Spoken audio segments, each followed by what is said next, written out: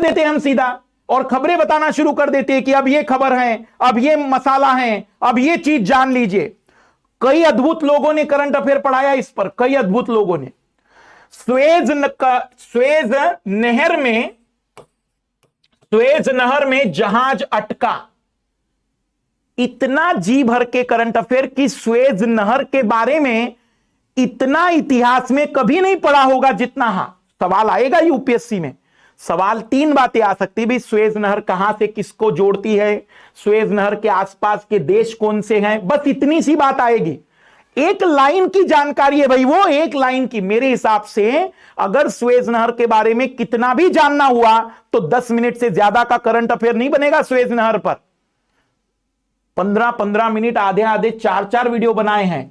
कौन सा जहाज अटका, उसका नाम क्या था, उस जहाज की लंबाई कितनी थी, उस जहाज की चौड़ाई कितनी थी। अभी मेरे एक मित्र ने मुझे एक लिंक भेजा है, उसमें गेम आ गया, गेम कि वो स्वेज नहर से आप जहाज कैसे लेकर जाएंगे, उस गेम में साबित करना है। मुझे बताइए कितने सवाल स्वेज नहर पर बन जाएंगे। मोदी की बांग्लादेश यात्रा में 5 लोगों की मौत, यह भी करंट अफेयर है। अद्भुत है, अद्भुत है। अगर यह करंट अफेयर आप भी पढ़ रहे हैं तो आप भी अद्भुत है।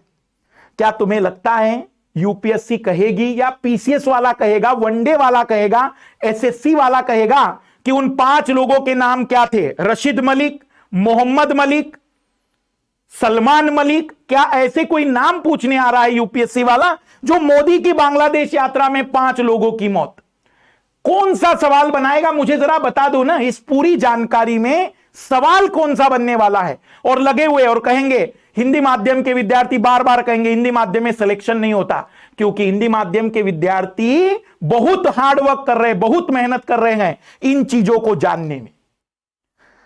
2 महीने में 45 वर्ष से अधिक उम्र के व्यक्तियों को लगेगी कोरोना वैक्सीन, यह भी खबर है। मुझे एक बात बता दो, 2 महीनों में 45 वर्ष से अधिक व्यक्तियों को लगेगी कोरोना वैक्सीन, यह कौन सी खबर है? इस पर भी कुछ लोग ऑब्जेक्टिव सवाल बना रहे हैं, ऑब्जेक्टिव सवाल। हाल फिलहाल में स्वास्थ्य मंत्री ने किस आयु के लोगों को कोरोना वैक्सीन के अंतर्गत शामिल कराया? क्या लगता है तुम्हें, आज से 4 महीने के बाद जब यह पेपर बनेगा, इनमें से ऐसी कौन सी खबर है वो जो पेपर में जगह बना पाएंगे?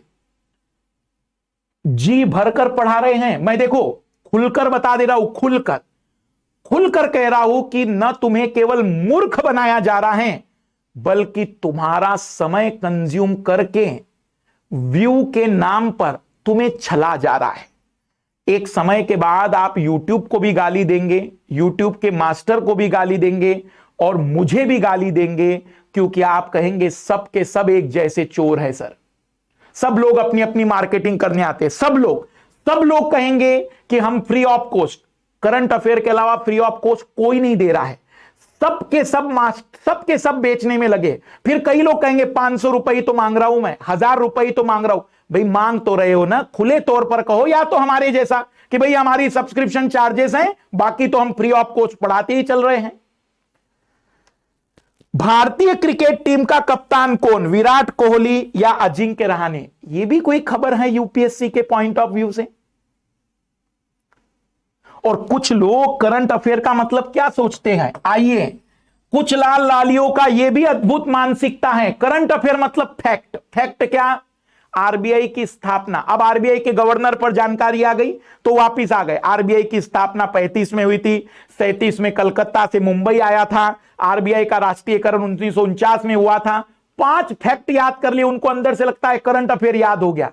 अरे यूपीएससी का करंट अफेयर पढ़ रहे हैं हम लोग, तो सर आप बताइए कि करंट अफेयर सही और गलत क्या? एक बार जरा कमेंट्स कर देना